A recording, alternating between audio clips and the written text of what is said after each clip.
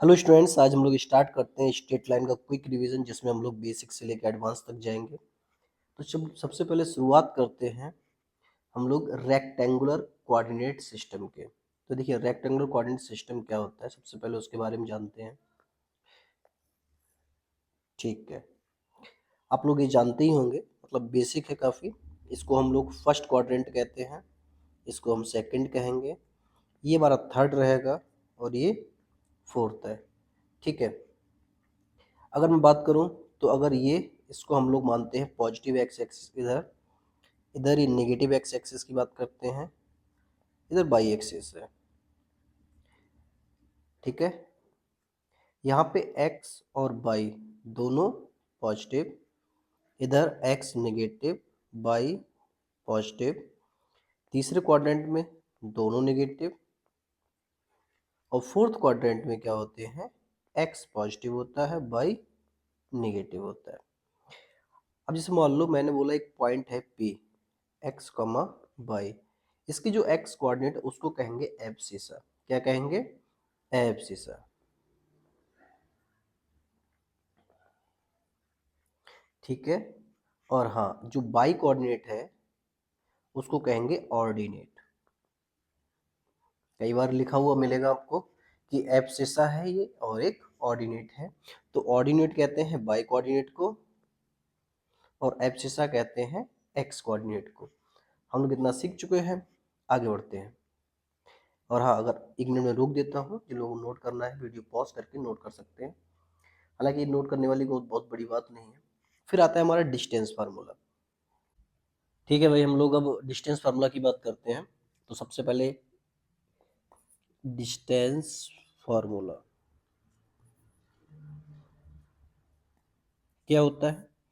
अब मान लो किसी भी कार्टेशियन प्लेन पे दो पॉइंट है, ठीक है, हमने उनको डिनोट किया, जैसे इसको बोलेंगे, एक को बोल दिया P, कोऑर्डिनेट के नाम लिख लिए x1 और y1, दूसरे को हमने बोल दिया Q, x2 कमा y2। हमसे पूछा जाएगा इसके बीच की डिस्टेंस निकालो। क्या निकालनी है? डिस्टेंस। ठीक है, तो इसके लिए एक फॉर्मूला होता है, क्या है? P Q equals to under root में x2 माइनस x1 का whole square plus y2 minus y1 का होल स्क्वायर।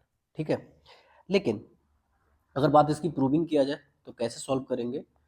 तो सबसे पहले एक बहुत स्पीड में हम लोग देख लेते हैं। ट्रायंगल बना लिया, ठीक है, फिर एक लाइन ड्रॉ कर ली, यहाँ पे आर मान लो इसको। ठीक है, ये जो परपेंडिकुलर डाल दिया यहाँ से।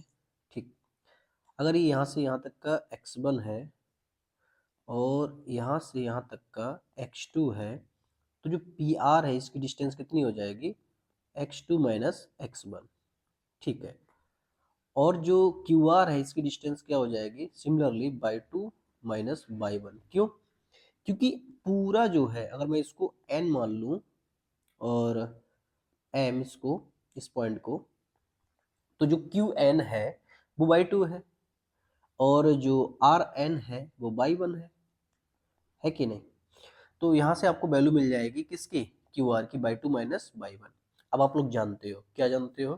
कि एक पाइथागोरस ट्रायंगल में, सॉरी, एक राइट एंगल ट्रायंगल में, सबसे पहले मैं राइट एंगल ट्रायंगल बना लेता हूँ। चलो इतनी बना लो, ये 90। ठीक है, और ये डिस्टेंस आपको पता है कितनी है? By two minus by one, और ये है आपके पास x2 माइनस x1। और कोऑर्डिनेट के नाम क्या क्या है? ठीक है, इसको पॉइंट का नाम है r है, ये हमारा p है और ये हमारा q है। तो ये बाई पाइथागोरस थ्योरम क्या होता है कि जो पी क्यू का स्क्वायर होगा ना, वो किसके बराबर होगा? पी आर के स्क्वायर के प्लस क्यू आर स्क्वायर। ठीक है, तो पी आर कितना है? पी आर है x2 माइनस x1 का होल स्क्वायर। क्यू आर कितना है? By two minus by one का होल स्क्वायर। ठीक है, अब जब पी क्यू निकालेंगे तो आ जाएगा रूट। प्लस माइनस में होगा, लेकिन डिस्टेंस माइनस नहीं होती है, सिर्फ प्लस साइन लेंगे। ठीक है, तो ये हमारा प्रूफ हो गया क्या, डिस्टेंस फार्मूला। ठीक है, डिस्टेंस फार्मूला अगर करने के बाद इतना तैयार हो गया है, अब हम आगे बढ़ते हैं।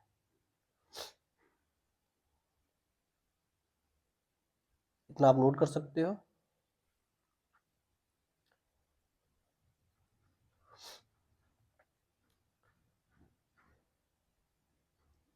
और हाँ, अगर एक चीज बात बात की जाए, मैं कार्टेशियन प्लेन की बात करूँ, इस पर काफी कुछ सीख सकते हैं। जैसे ये लाइन है, ये है एक्सिस, इसको बोलेंगे बाई एक्सिस, इसको बोलेंगे एक्स एक्सिस।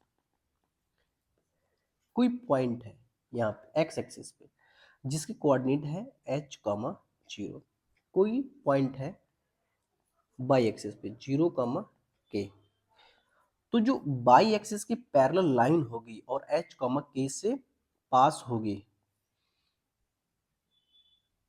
ठीक है, उस लाइन का नाम होगा x बराबर h। तो a line passing through h comma 0 and parallel to y axis क्या है, x बराबर h। Similarly, a line passing through 0 comma k and parallel to x axis is called y बराबर k। तो ये जो चीज है, इसको थोड़ा ध्यान देंगे, और ये जहाँ पे मीट करेंगे उस कोऑर्डिनेट को कहेंगे h कामा k। क्लियर है? चलो आगे बढ़ते हैं। सो ये बेसिक है, जितना भी बेसिक आप सीख जाओगे उतना आप अच्छे से चीज सॉल्व करने लगोगे। अब हम बात करते हैं ट्राइंगल की। कुछ ट्राइंगल है, हम लोग हालांकि बचपन से पढ़ते आ रहे हैं, लेकिन फिर भी रिकॉल कराता हूँ मैं आपको। ट्रायंगल को डिफरेंशिएट करते हैं। मान लो अगर साइड की बात करूं, बेस्ड ऑन साइड, साइड के हिसाब से, तो साइड के हिसाब से बात करेंगे। अगर ट्रायंगल के तीनों तीनों लेंथ बराबर है, ठीक है, या तीनों लेंथ बराबर नहीं है, चलो इसको देख लेते हैं।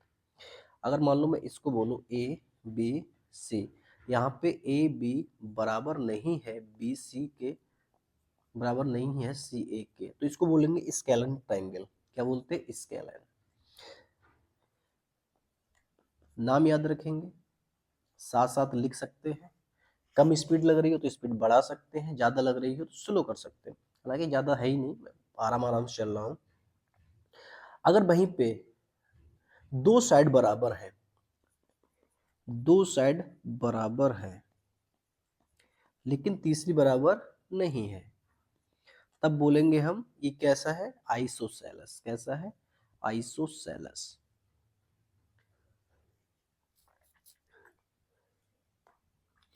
स्पेलिंग गलत है, अब ठीक है।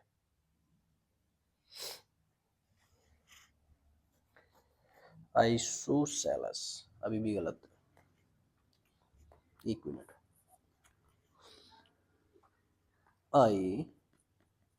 आइसोसेलेस, ठीक है, क्लियर है। फिर उसके बाद में जब मैं बात करता हूँ तीनों साइड बराबर हो जाए तो वो इक्विलेटरल ट्रायंगल है, ठीक है। तो तीनों साइड बराबर हो, ए बी बराबर बी सी बराबर सी ए, तो क्या है, ये इक्विलेटरल ट्रायंगल है।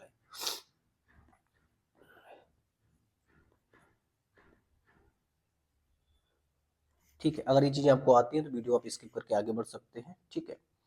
बस ये उनके लिए है जिनके लिए कुछ बेसिक नहीं आता है, ठीक है। शुरुआत बेसिक से करेंगे, अंत हम एडवांस में करेंगे। लंबा वीडियो नहीं होगा, लेकिन हर एक चीज़ रिवाइज हो जाएगी आपकी। अच्छा, एक चीज़ और भी है।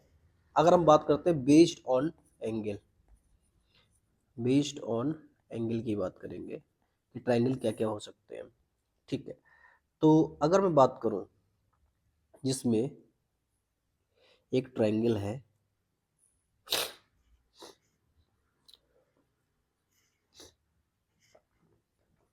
ए बी सी, ठीक है, तो जहां पे जीरो के बीच में आते कौन कौन से, ए कॉमा बी कमा सी, तीनों ट्राइंगल 0 और 90 के बीच में आते हैं तो उनको बोलते हैं एक्यूट ट्राइंगल।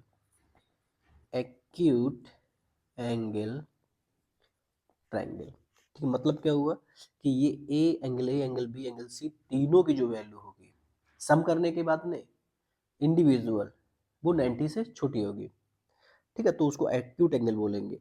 लेकिन वहीं पे अगर मैं बात करूं, एक आपको ट्राइंगल मिल गया जो कुछ ऐसा है, जहाँ पे एक 90 के बराबर मिल गया, और उसको बोलेंगे राइट एंगल, आप ये भी जानते हैं, ठीक है।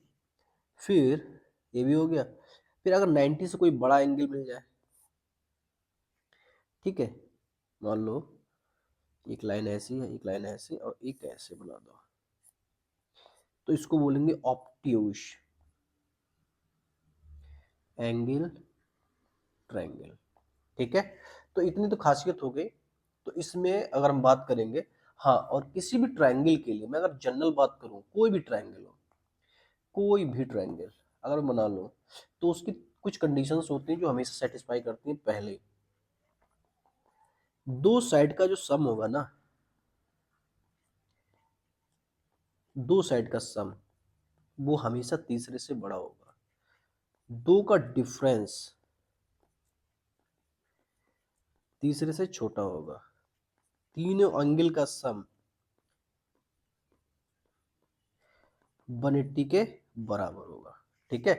तो ये तीन कंडीशन किसी भी ट्रायंगल के लिए सेटिस्फाई होती है, ठीक है।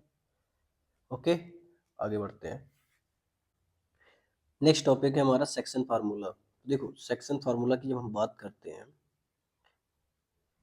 तो सेक्शन फार्मूला, कोई लाइन है पी क्यू, अगर कोई पॉइंट इस पी क्यू के बीच में है और उस वो इसको एम एस टू एन, ठीक है, m is to n ratio में डिवाइड करता है, तब जो आर होगा ना, और पी और क्यू के जो पॉइंट है वो क्या है, x1/1 और x2/2, तब आर की जो वैल्यू होगी वो क्या होगी, आर कोऑर्डिनेट कैसे निकालेंगे, m x two plus n x one upon m plus n comma m/2 plus n/1 upon m plus n, ठीक है। लेकिन बाई चांस इसको बोलते हैं इंटरनली अगर डिवाइड करता है, मतलब p और q के बीच में r है, लेकिन सपोज दैट अगर ये r है, ये थोड़ा भाग जाए और इससे बाहर निकल जाए, ठीक है भाई, ठीक है। हम देखते हैं, बनाएंगे पहले, सबसे पहले जो r भाग के गया है, ठीक है। तो सबसे पहले हम डिनोट कर लेंगे पी क्यू को। तो यहाँ पे P है, यहाँ पे Q है, R ये अब एक्सटर्नली है, ठीक है। तो P के कोऑर्डिनेट क्या है, x1/1 x2/2, R के हमें निकालने हैं कोऑर्डिनेट, ठीक है। तो ये जो है, ये है m इस टू n रेशियो में डिवाइड कर रहा है, इस तरह से डायग्राम बनेगा।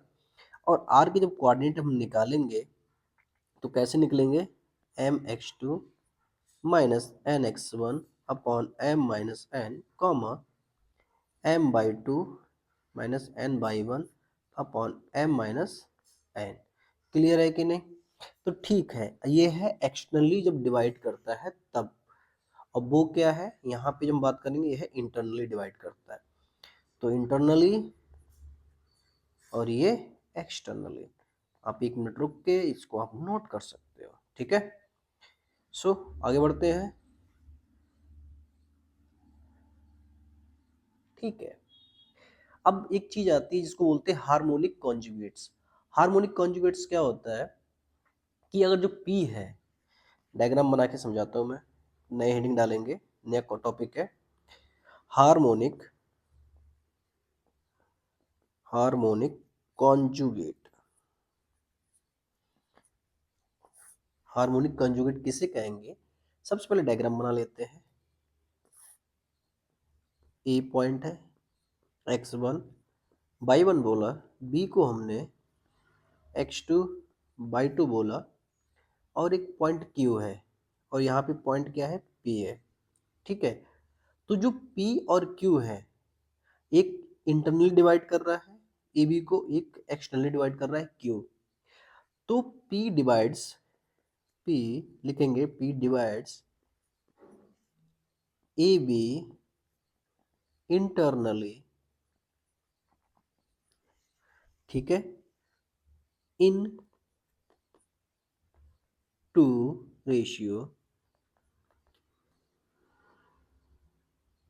इन द रेशियो, इन टू नहीं होगा, इन द रेशियो,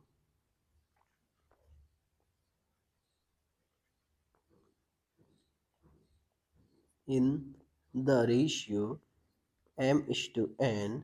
ठीक है, तो मैं बात करूंगा AP अपॉन PB बराबर m/n की। ठीक है, और Q divide externally, and Q divides externally,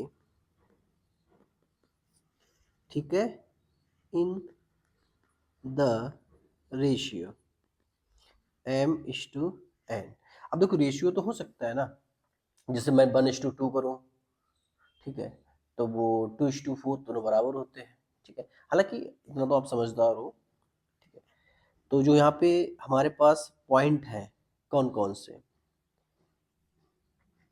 अगर मैं बात करूँगा तो पी क्यू, उनको हम क्या बोलेंगे, वो क्या है, हार्मोनिक कॉन्जुगेट्स हैं। क्या है, P Q. Then P Q, P and Q are called और हार्मोनिक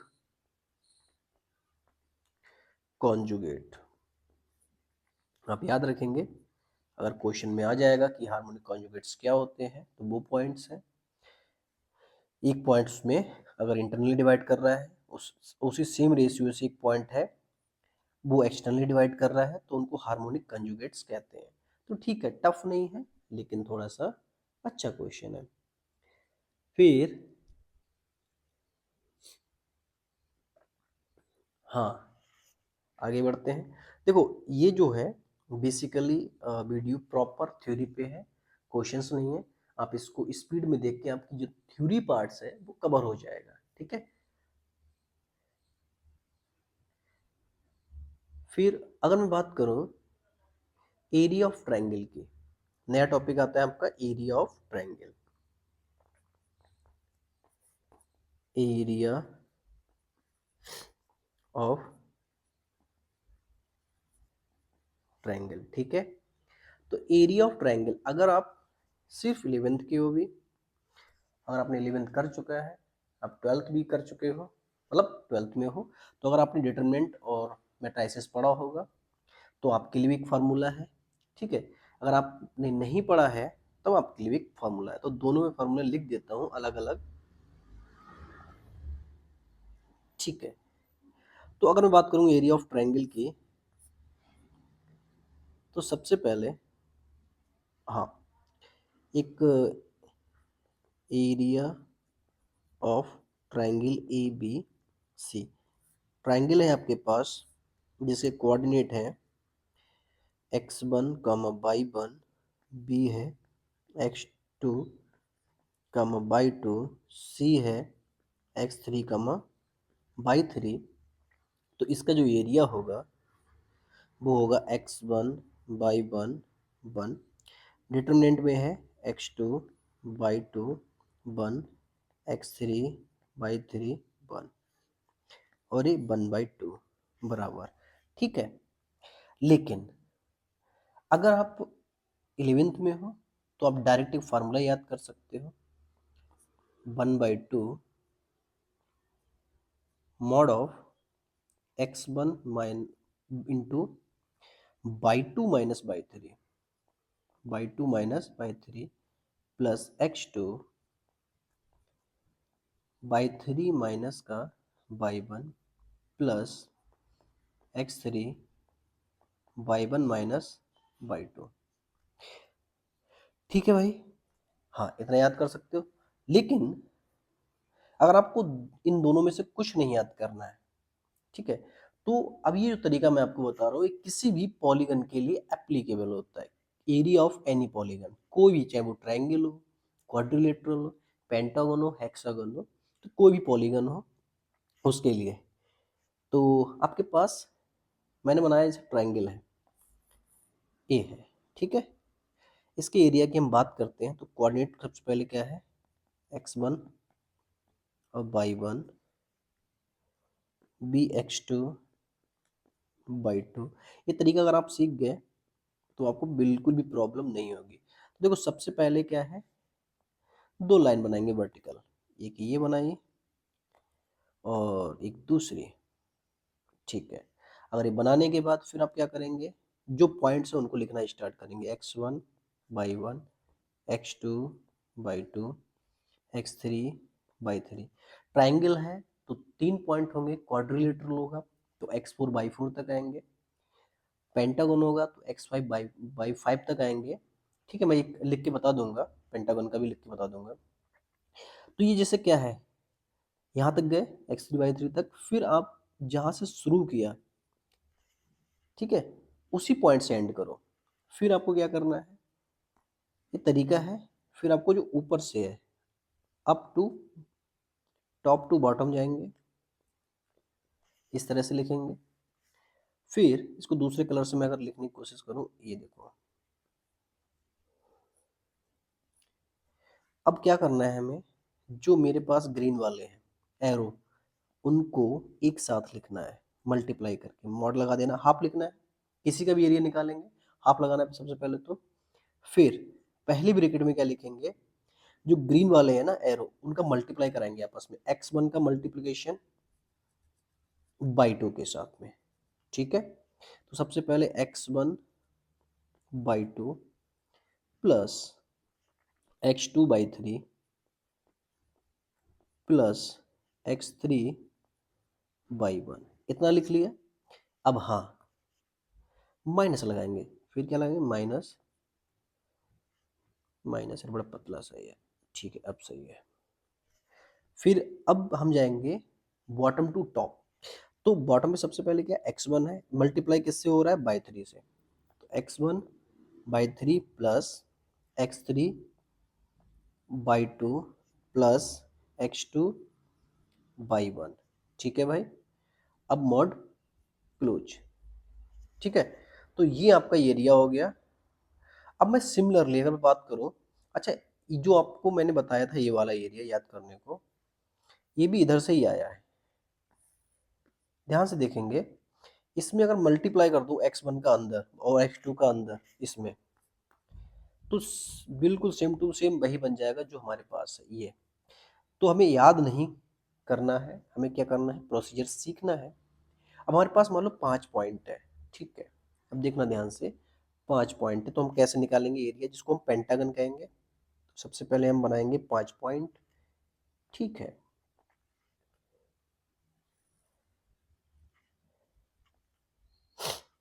तो x1/1, x2/2, x3/3, x4/4, x5/5, ठीक है। जहां से शुरुआत की, कहाँ से, x1 से और y1 से, ठीक है। तो थोड़ा सा अब मैं कहाँ जाऊंगा, टॉप टू बॉटम। तो जब टॉप टू बॉटम की बात करेंगे हम, तो कैसे जाएंगे,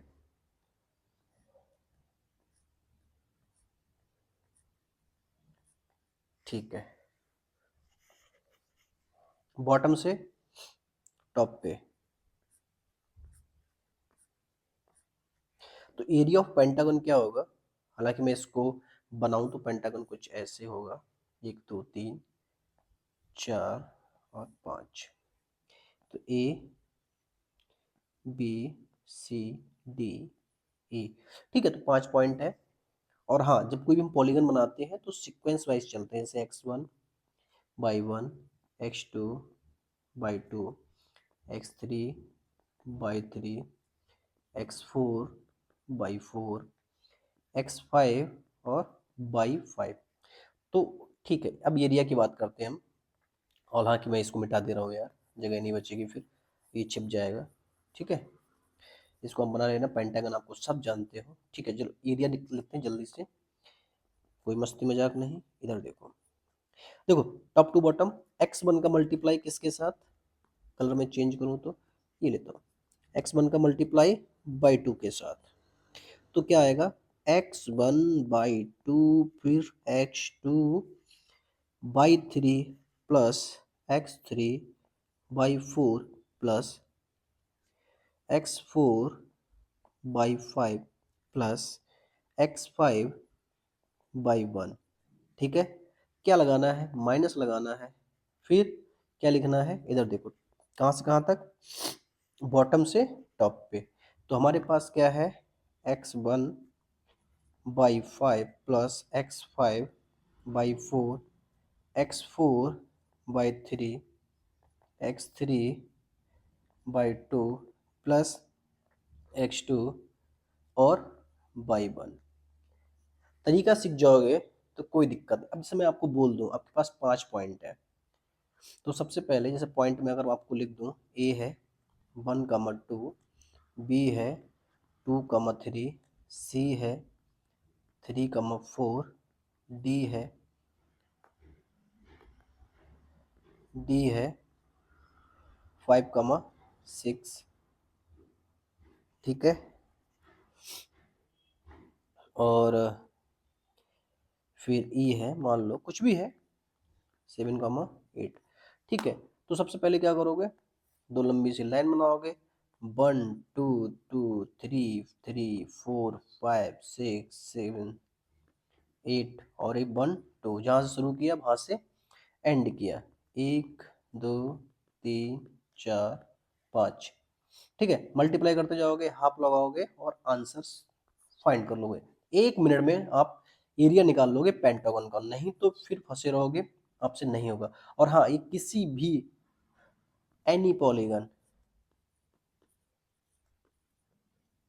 ठीक है, किसी पॉलीगन के लिए एप्लीकेबल है, आप उसका एरिया निकाल सकते हो। ठीक है, तो आगे बढ़ते हैं, हम एरिया सीख गए। ठीक, अब हमारे पास आती है कंडीशन। कंडीशन आती है कि मान लो कंडीशन है कोलिनियरिटी की, कोलिनियरिटी, तो हेडिंग डालेंगे कि condition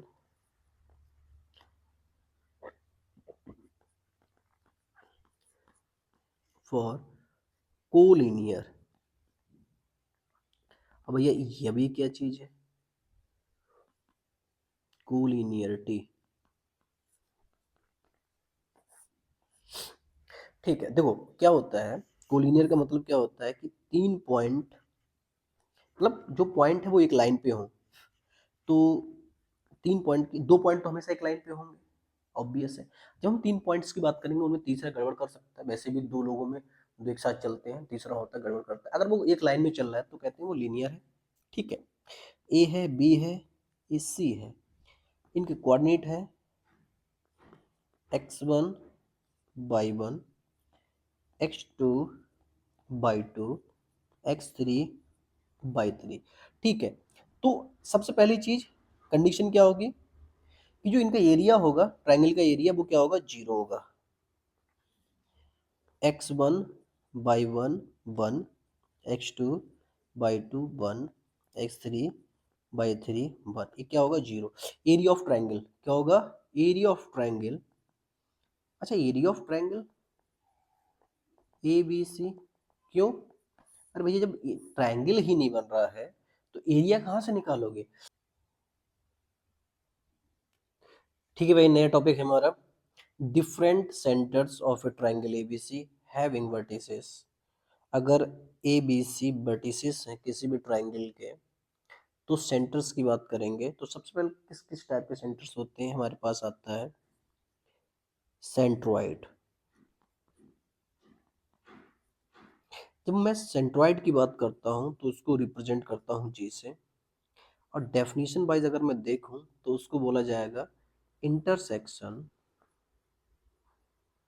intersection point of medians. क्या है भाई, पॉइंट्स ऑफ मीडियंस। मीडियंस क्या होती हैं, अब इसके बारे में सीखते हैं। देखो आपके पास एक ट्राइंगल है,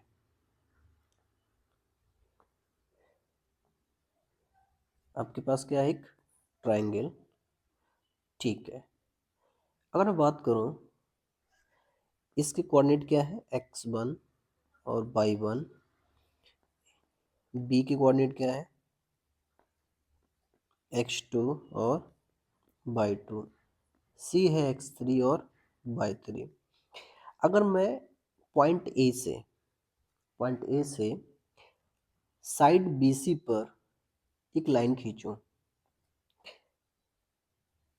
खींच दिया, और वो इस तरह से हो कि जो BC लाइन है ना, वो दो पार्ट्स में डिवाइड हो जाए बराबर। तो मैं बोलूँ इस पॉइंट को M1, ठीक है। तो अगर बी M1 बराबर है M1C के, तो मैं M1 जो लाइन होगी, M1 इज कॉल्ड मीडियन, ठीक है भाई। तो अगर हम M1 को मीडियन कहेंगे तो एक ही मीडियन थोड़ी ना होगी, पॉइंट C से भी डाल सकते हैं लाइन, तो ठीक है, डालो। क्लियर, ठीक। और इसी तरह से पॉइंट B से, ठीक है भाई। तो M2, M3, तो BM2 और CM3 हमारी क्या कहला रही है, मीडियंस। अब इस मीडियन को हम जब देखते हैं तो ये किसी पॉइंट पे मीट करते हैं, सेम पॉइंट पे, उसको कहते हैं इंटरसेक्शन ऑफ मीडियंस का पॉइंट, ठीक है। उसी को नाम दिया गया है सेंट्रॉइड का। तो जो इंटरसेक्शन पॉइंट किसका, मीडियंस का, ठीक है। इंटरसेक्शन पॉइंट किसका, मीडियंस का, ठीक, क्या कहलाएगा, सेंट्रॉइड। हाँ, इसके कोऑर्डिनेट भी होते हैं, क्या है, x1 plus x2 plus x3/3। ये फार्मूला याद करना है, अच्छी बात है, लेकिन ये बिल्कुल नहीं भूलना है कि ये जो सेंट्रॉइड की हम बात कर रहे हैं, ये किसका इंटरसेक्शन पॉइंट है, ये पॉइंट ऑफ इंटरसेक्शन है मीडियंस का, ठीक है। नोट में एक दो चीजें हम लिखेंगे, इसको आप लिख सकते हो वीडियो पॉज करके, ठीक है। आगे बढ़ते हैं। नोट 150 का नोट नहीं है, ठीक है, मैथ्स का नोट है, तो लिखेंगे जो देखो मीडियंस हैं, इन मीडियंस के पॉइंट्स को अगर मैं जोड़ दूं, ठीक है, जोड़ दिया, तो एक सेंटर बन रहा है, बना कि नहीं बना, सॉरी, एक ट्रायंगल बन रहा है। तो अगर मैं उस ट्रायंगल के सेंट्रॉइड की बात करूं, तो ये वही होगा जो ओरिजिनल ट्रायंगल का सेंट्रॉइड है। तो चलो इसको लिख लेते हैं लैंग्वेज के फॉर्म में। कैसे लिखेंगे, द सेंट्रॉइड, आप भी लिख सकते हो, the centroid of triangle formed by joining midpoints, clear है, of three sides of a triangle is same as the centroid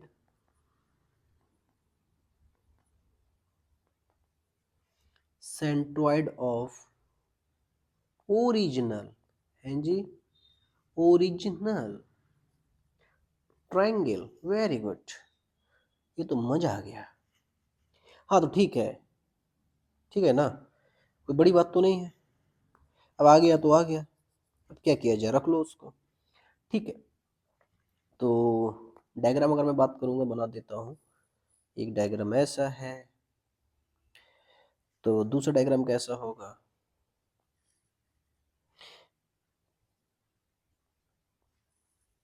ये देखो, डायग्राम अच्छा नहीं बना है, मैं हटा देता हूँ इसको। ठीक, कुछ हटा, मैं डायग्राम ही नहीं बनाता, जाओ, मैं नहीं बना रहा, टाइम खराब हो रहा है। बाकी दूसरा नोट लिखो। दूसरा नोट ये है,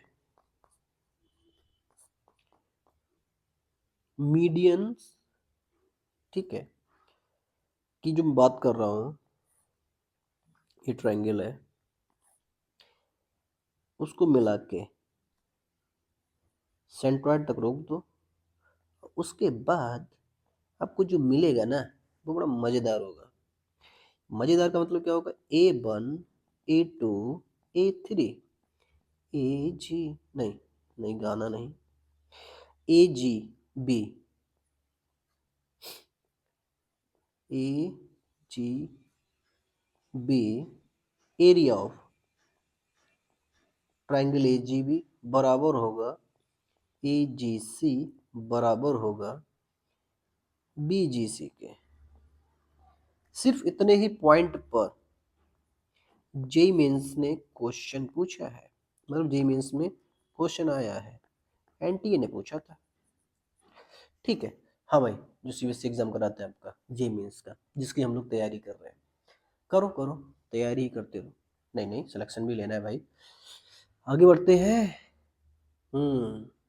ठीक है। फिर आता है इन सेंटर, सेंट्रॉइड हो गया।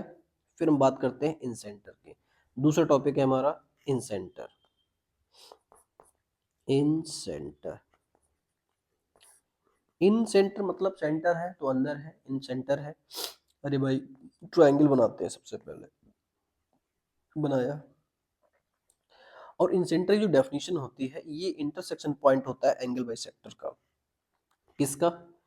Intersection point, intersection point of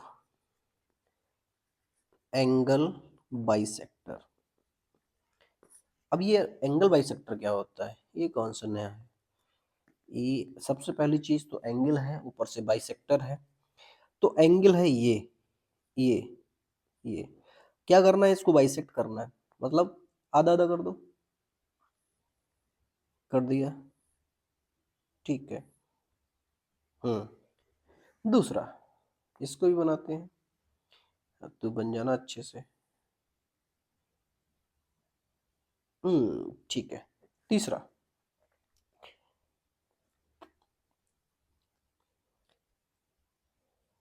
ठीक है, तो ये जो है एंगल बाइसेक्टर, इसको मैं नाम देता हूँ P1, P2, P3। अगर ये लाइन है जिसको मैंने B2 बोला, उस ए लाइन जो एंगल बी को हाफ ऑफ कर दे, मतलब ये भी अल्फा, ये भी अल्फा, टोटल अगर टू अल्फा है तो आधा आधा कर दिया, तो उसको BP2 को क्या बोलेंगे हम? ठीक है, लाइन कैसी? एंगल बाइसेक्टर, ठीक है, कोई बात नहीं। इनके इंटरसेक्शन पॉइंट को क्या कहते हैं हम? इन सेंटर। तो इसको रिप्रेजेंट करते हैं आई से। इसके साथ भेदभाव नहीं हुआ, सेंट्रॉइड के साथ भेदभाव हुआ, उसको जी से रिप्रेजेंट कर दिया, ठीक है। हाँ, आगे हम लोग पढ़ेंगे ना आर्थो सेंटर, उसके साथ भेदभाव हो गया, ठीक है, उसको एच से रिप्रेजेंट कर दिया। फिर आएगा सर्कम सेंटर, उसको सी से नहीं किया, उसको ओ से रिप्रेजेंट कर दिया। अरे भाई साहब, कुछ भी बड़ा कंफ्यूजन है, ठीक है। तो सेंट्रॉइड को जी से रिप्रेजेंट कर दिया, और ये आ गया हमारा आई, है कि नहीं? ठीक है।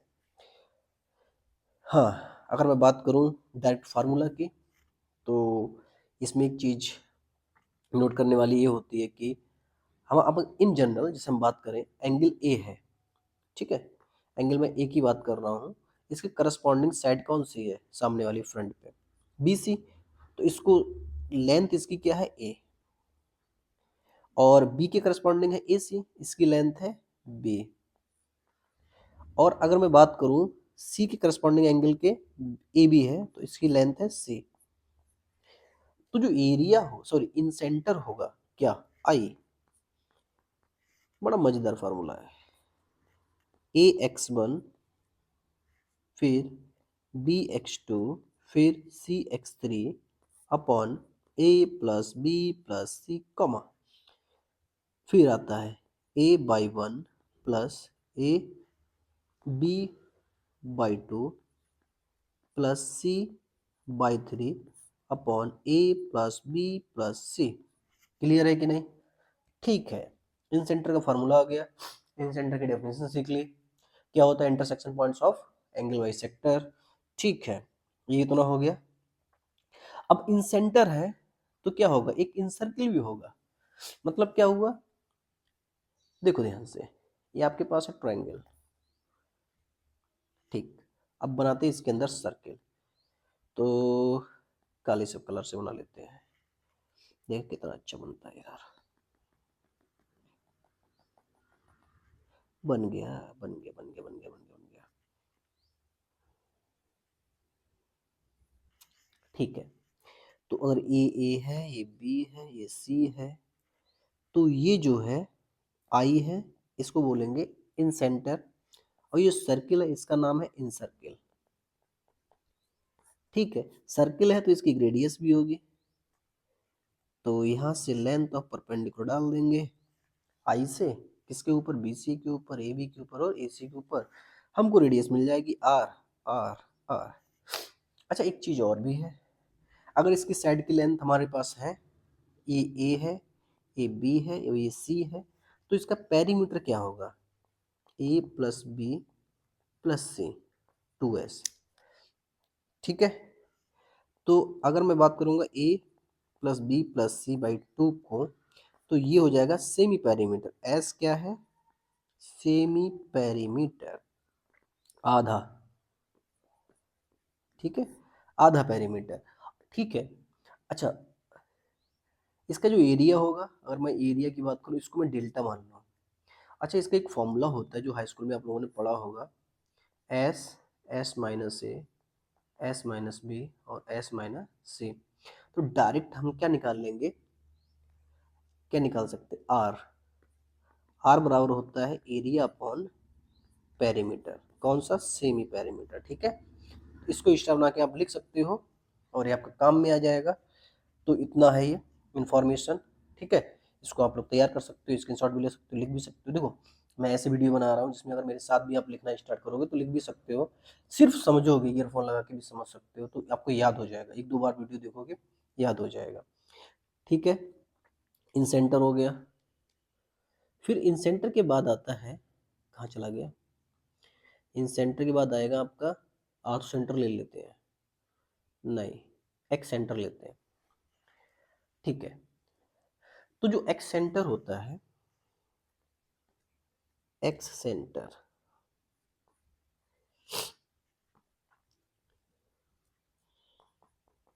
एक्स सेंटर,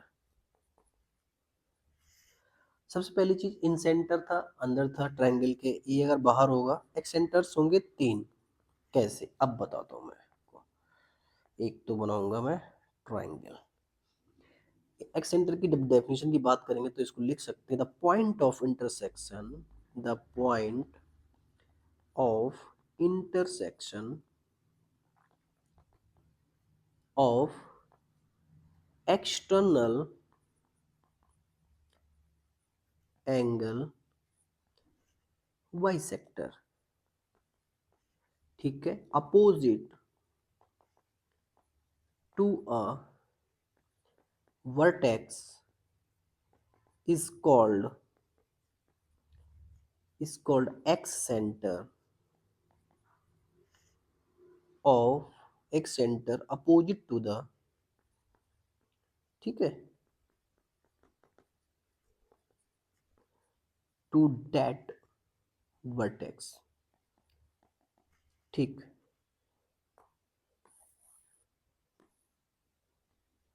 ठीक है, तो डेफिनेशन क्या कह रही है कि इंटरसेक्शन पॉइंट है एक्सटर्नल एंगल बाइसेक्टर का जो अपोजिट टू द हो एक्स सेंटर। ठीक है, मैं बताता हूँ यार, ये थ्योरी वेरी समझ में नहीं आती, मुझे भी नहीं आती है जल्दी, आपको भी नहीं आएगी। ठीक है, अब एक चीज बताओ, अगर मैंने एक ट्रायंगल बनाया तो इसको थोड़ा सा मैं आगे बढ़ाऊं, बढ़ा दिया, ऐसे कर दिया, ठीक है, और इसको ऐसे किया, इसको ऐसे किया, इसको ऐसे किया। ठीक है, ये जो एंगल है ये एंगल दिख रहा है, दिख रहा है नहीं दिख रहा है? एक्सटीरियर एंगल ये दिख रहा है नहीं दिख रहा है?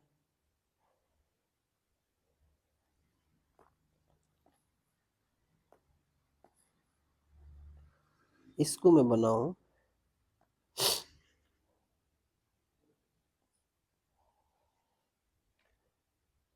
एक एंगल ये दिख रहा है और इसके लिए ये दिख रहा है, ठीक है। तो अगर मैं बनाना स्टार्ट करता हूं तो मैं इस पॉइंट की बात करता हूं, पहले तो नोटेशन कर लो, ए बी सी। सी को ध्यान से आप देखोगे तो सी से एक लाइन ड्रॉ की जा सकती है, ऐसे ऐसे। एक्स ये है एंगल, और आपके पास ये है एंगल, एक पॉइंट आपको मिले ए मिलेगा, ठीक। सिमिलरली जब आप बात करोगे ये इसका एंगल बाइसेक्टर, इसका इसका और इसका, एक पॉइंट आपको ऐसे इधर मिलेगा, और एक यहाँ से लाइन ड्रॉ करोगे ऐसे, और ये जो लाइन होगी मान लो हो सकता है वो उसके पैरेलल भी हो लेकिन अलग भी हो, ठीक है। तो 3 पॉइंट आपको मिल गए। मैंने बोला I1 I2, ये हमारा क्या है I3। तो ये होगा हमारा I1 I2 I3, ये जो पॉइंट कहलाएंगे ये कहलाएंगे एक्स सेंटर्स। क्या कहलाएंगे? Excentre. तो किसी भी ट्राइंगल के लिए कितने एक्स सेंटर्स होते हैं? 3 होते हैं, याद रहेगा। अच्छा, आता वाता है नहीं यहाँ से कुछ ज़्यादा, लेकिन हम लोग लिख लेते हैं। अगर मैं I1 की बात करूँगा, ठीक है, तो I1 के कोऑर्डिनेट की जब मैं बात कर रहा हूँ तो उसको जब लिखना स्टार्ट करेंगे तो कुछ ऐसे लिखेंगे, माइनस का AX1। देखो I1 किसके अपोजिट है? ए के। याद करने का तरीका किसके अपोजिट है? ए के। तो उसी साइड के जो करस्पॉन्डिंग साइड है उसको माइनस में लेंगे और किसी को नहीं।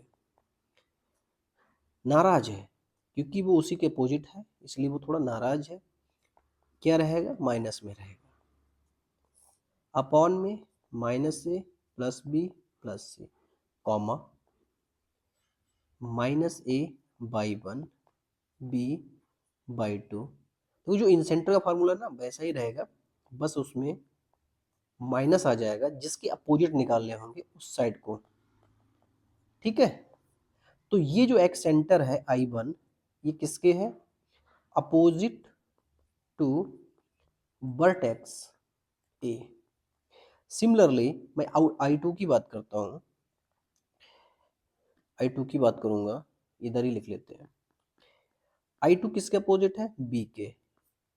तो AX1 minus BX2 plus CX3 upon A minus B plus C, comma A by 1 B by 2 C by 3 upon A minus B plus C. I2 क्या है? Opposite to the to vertex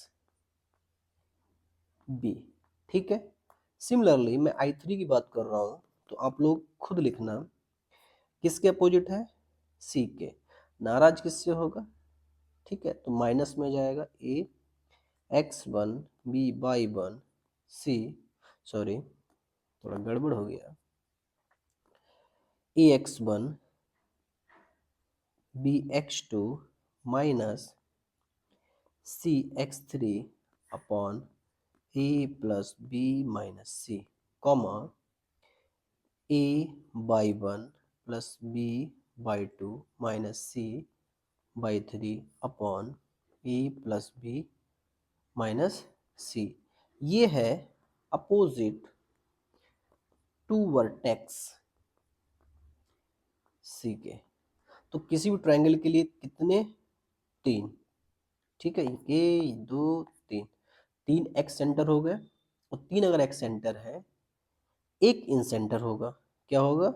चलो इन सेंटर को हम इधर ही लिख लेते हैं, आप लोगों को याद होगा, आप लोग लिखना अपने मन से लिखना, AX1 BX2 CX3, देखना नहीं सुनना भी नहीं, A by 1 B by 2 C by 3 upon A plus B plus C, ये हो गया इन सेंटर। ठीक है, चलो इतना आता है। इंटरसेक्शन पॉइंट जो एक्स सेंटर्स हैं वो किसके हैं, जो हमारे एक्सटीरियर एंगल बाई सेक्टर हैं वो इन सेंटर, जो हमारा इंटरनल वर्टेक्स है वहाँ से जो एंगल वाइज सेक्टर है उसका इंटरसेक्शन पॉइंट। ठीक है, इन सेंटर भी आ गया। अब बात करते हैं हम आर्थो सेंटर की। फोर्थ पॉइंट है, साथ साथ लिख सकते हो, ठीक है, वीडियो पॉज करके भी लिख सकते हो, लेकिन हाँ लिखा हुआ है तो मत लिखना, लेकिन एक चीज़ को समझने की कोशिश करो, ठीक है, और याद कर लेना साथ साथ। ठीक है, तो हमारे पास आता है आर्थो सेंटर। आर्थो सेंटर, यहाँ से क्वेश्चन बहुत बनते हैं और ये बहुत इंपॉर्टेंट टॉपिक है। ठीक है, तो ऑर्थो सेंटर जो होता है वो intersection point of altitude. Altitude का मतलब क्या होता है कि हाइट, और हाइट हमेशा परपेंडिकुलर डाला जाता है। ठीक है, चलो तो देखते हैं सबसे पहले ऑर्थो सेंटर के बारे में। डेफिनेशन क्या कहती है, इंटरसेक्शन पॉइंट ऑफ एल्टीट्यूड। ठीक है, तो इंटरसेक्शन किसका, एल्टीट्यूड का। और एल्टीट्यूड क्या होता है, ठीक है भाई, ट्रायंगल बनाते हैं हम, ये देखो ट्रायंगल बनाया। अब हमने क्या किया, एल्टीट्यूड डाला, मतलब इससे एक पॉइंट डालना है हमें जो सामने फ्रंट लाइन है उसके परपेंडिकुलर हो यार। हमें फर्क ही नहीं पड़ता है वो कहाँ है, लेकिन क्या होनी चाहिए, वो परपेंडिकुलर होनी चाहिए।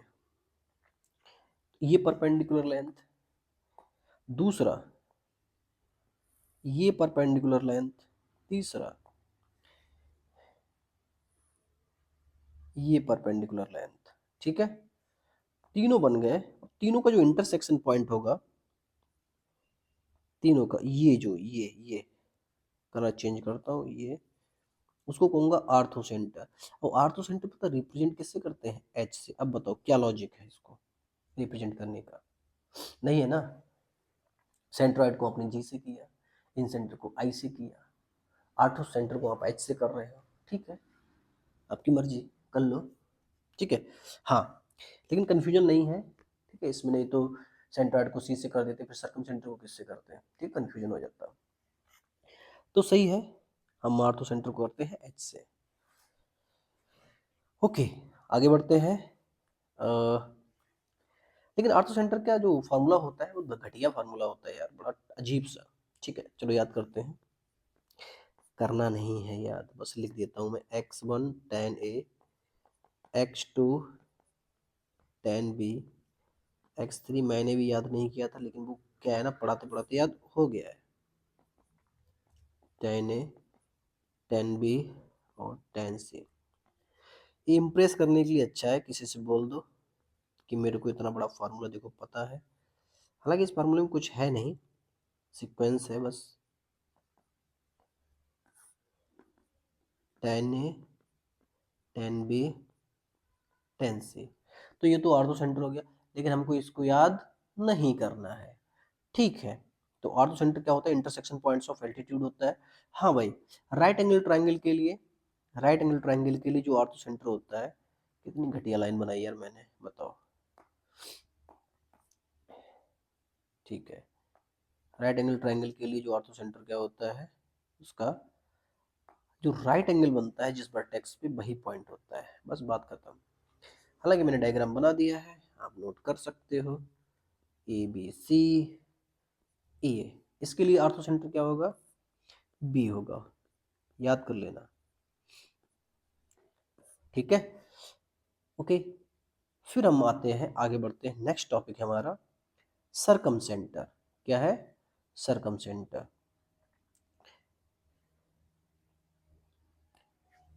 नेक्स्ट टॉपिक है सरकम सेंटर। सरकम सेंटर क्या होता है, सरकम सेंटर होता है intersection point of perpendicular bisectors of sides. ठीक है, intersection points of, intersection points of perpendicular bisectors of sides. Clear है कि नहीं?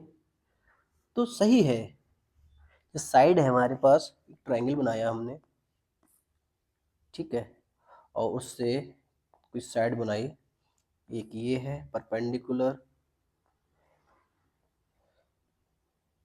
एक मिनट, गड़बड़ हो गया यार, बताओ कहाँ भाग रही है तू?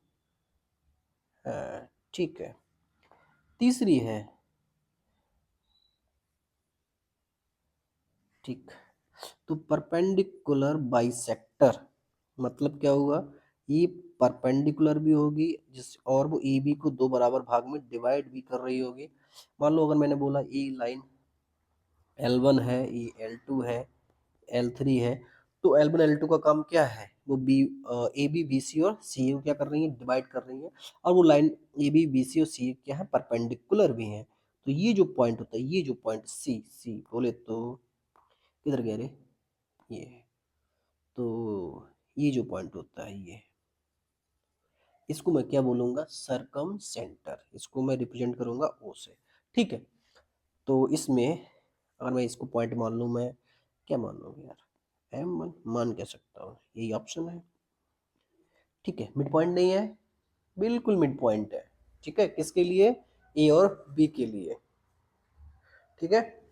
तो आगे बढ़ते हैं, हमारे पास यही है। अच्छा हाँ, फार्मूला की बात करते हैं, जो इम्प्रेस करने के लिए, याद करने के लिए नहीं है, चलो इम्प्रेस करने के लिए क्या याद, लिख देता हूँ मैं एक बार, ओ x1 sine 2a, x2 sine 2b, x3 sine 2c upon sine 2a sine 2b sine 2c। याद नहीं करना है, मैंने फिर बोला याद नहीं करना है, तो करना क्या है, सिर्फ और सिर्फ देखना है कि ऐसा भी कुछ फार्मूला होता है, नहीं तो कह दोगे मास्टर ने बताया नहीं था। मास्टर बता दे रहा है लेकिन ये भी साथ में बता रहा है कि इसको याद मत करना।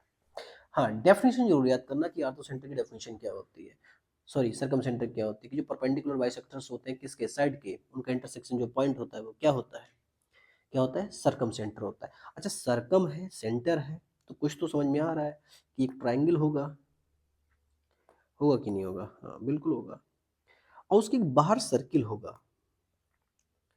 यार सर्किल कैसे बनाऊं मैं, इधर देखो,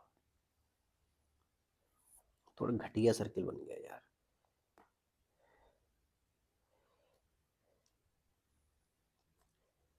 अब मैं सर्किल बनाऊंगा, सर्किल देखना, हंसना नहीं यार बस, हाँ ठीक है, थोड़ा सा अच्छा नहीं है, मैं इसको हटा देता हूँ, इससे यूज करके बनाऊँ क्या, नहीं इसमें तो सर्किल ही नहीं है,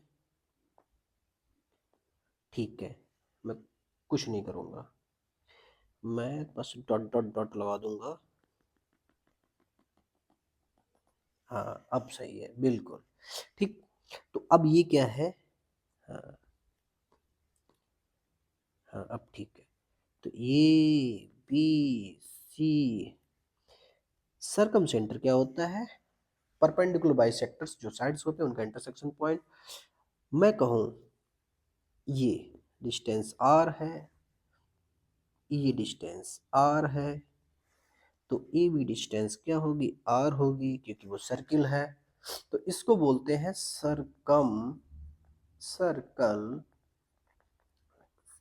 क्या बोलते हैं, सरकम सर्कल, इसको रिप्रेजेंट करते हैं ओ से। तो भाई ये हमारा ए है, ये हमारा बी है, सी है, मजे मत लेना यार, सर्किल थोड़ा अच्छा नहीं बना है लेकिन ठीक है, ठीक है, नहीं नहीं नहीं नहीं, मैंने क्या किया है, मैं गलत कर रहा हूँ, ए ओ, ए ओ, ए ओ, ओ, ओ बी, ओ सी, किसी की याद आ गई, गोलमाल में ए ओ करता नहीं है, कौन है, जानते होगे आप लोग, नाम नहीं लूंगा, इसके बराबर क्या है आर, इसको बोलेंगे सरकम रेडियस, सरकम रेडियस, ठीक है। तो ये हो गया सरकम रेडियस हो गया। अच्छा करस्पॉन्डिंग साइड्स भी हो गई, इसकी भी करस्पॉन्डिंग साइड्स होंगी ए बी सी, ठीक है, याद कर लो। ये क्या होता है, ए है, ये क्या होता है, बी है, ये सी है। यहाँ पे एरिया क्या होगा, एरिया ऑफ ट्रायंगल। यहाँ पे क्या होता है, area of triangle half of, जो पुराना है मैं रिवाइज करा रहा हूँ, product of adjacent sides, adjacent sides, sides, और मल्टीप्लाई करना है साइन, साइन इंक्लूडेड एंगल है। ये क्या है, अरे यार कुछ नहीं करना है, बस तुमको क्या करना है, ठीक है, हाफ ऑफ, अगर ये तुम BC करोगे तो यहाँ पे तुम्हें साइन ए करना पड़ेगा, ठीक है। गलत काम करने के साथ अच्छा काम करना पड़ेगा, BC करने के बाद अच्छा काम, ठीक है। अरे नहीं यार, बराबर होगा, AC कर दिया है तो साइन बी है, और ए बी किया है तो ये साइन सी है। तो ये एरिया ऑफ ट्रायंगल होते हैं, इनको हम याद कर लेंगे, ठीक है। नहीं भी याद करेंगे तो दिक्कत आप ही को होगी, हमें क्या है, ठीक है। तो ये हमारा सर्कम सेंटर हो गया। तो एक चीज़ और मैं आपको बता दूं, आपके पास एक ट्रायंगल आएगा, नहीं नहीं, मैं इसकी बात करता हूँ। एक आपके पास ट्रायंगल है जिसका नाम है राइट एंगल ट्रायंगल, उसका बी क्या होता है और ए क्या होता है, ABC। बी को बोला था ऑर्थो सेंटर, लेकिन जो AC का मिड पॉइंट होता है ना दादा, ये होता है सरकम सेंटर। मजा आ गया, ठीक है। तो सबसे पहली चीज, सेंट्रॉइड को रिप्रेजेंट किया जी से, कैसे किया, जी से, ठीक है। फिर सेंट्रॉइड हो गया, centroid incentre I1 I2 I3 excentre, फिर आ गया आर्थो सेंटर, फिर सरकम सेंटर, ठीक है। तीन एक है, 1 2 3 4 5, ठीक है। तो इतना करने के बाद हमें एक चीज और पता चली, जिसको हमने बोला कुछ स्पेशल पॉइंट है। जो आर्थो सेंटर होता है ना, किसके लिए होता है, आइसोसेलेस ट्रायंगल के लिए। जो आर्थो सेंटर होता है ना, H, ठीक है, वो 2:1 रेशियो में डिवाइड करता है, सेंट्रॉइड जो होता है डिवाइड करता है आर्थो सेंटर और सरकम सेंटर को 2:1 रेशियो में। तो ये क्या हो गया, सेंट्रॉइड, ये हो गया सरकम सेंटर, और ये हो गया आर्थो सेंटर, ठीक है। तो कुछ पॉइंट है, इनको हम नोट करके लिख सकते हैं। जो सेंट्रॉइड होता है, इन सेंटर होता है, लाइज इनसाइड ऑलवेज, ठीक है। तो पहला पॉइंट आपसे कोई पूछ सकता है, आप इसको लिख सकते हो, सेंट्रॉइड एंड इन सेंटर, ठीक है, ऑलवेज, ऑलवेज लाइज इनसाइड्स, ठीक है। आर्थो सेंटर की हम बात करेंगे, और सरकम सेंटर की, ठीक है, मे बी लाई आउटसाइड, ठीक है, इनसाइड, आउटसाइड, ठीक है। और फिर जब हम बात करेंगे एक्स सेंटर्स की, देखो एक्स सेंटर तो बाहर ही होता है ना, और आउटसाइड ऑफ ट्रायंगल, याद कर लेना। तो जो सेंट्रॉइड होता है, इन सेंटर होता है, मैं बता दूं फिर से, centroid incentre always lies inside, orthocentre circumcentre may be lies outside, ठीक है। आउटसाइड भी हो सकते हैं, पॉइंट पे भी हो सकते हैं, ठीक है, जैसे भी आपको बताया था राइट एंगल ट्रायंगल के लिए। और आर्थो सेंटर बाहर भी हो सकता है, ठीक है, मे बी सरकम सेंटर भी बाहर हो सकता है, ठीक है। फिर राइट एंगल ट्रायंगल में आपको बता ही दिया है। अच्छा, इक्विलर ट्रायंगल में जो centroid, circum centre, in centre, ortho centre lies at the same point. तो अगर बात कर रहे हैं हम इक्विलर ट्रायंगल के लिए, तो इक्विलर ट्रायंगल के लिए सब कुछ वही होगा, ठीक है। जो सेंट्रॉइड होगा वही ऑर्थो सेंटर होगा, वही सर्कम सेंटर होगा, वही इन सेंटर होगा, ठीक है। लेकिन हाँ, एक्स सेंटर तो बाहर होगा ना। अब इम्पॉर्टेंट पॉइंट जो है वो हमने बता दिया कि जो सेंट्रॉइड है वो डिवाइड करता है ऑर्थो सेंटर और सर्कम सेंटर को 2:1 रेशियो में, ठीक है। तो ये भी हो गया है, तो काफ़ी कुछ हो गया है। अब हम लोग आगे बढ़ते हैं, नया टॉपिक पढ़ते हैं, ठीक है। या ऐसा करते हैं, इस वीडियो में इतना ही रखते हैं, नेक्स्ट वीडियो बनाएंगे, उसमें थोड़ा सा आगे देख लेंगे।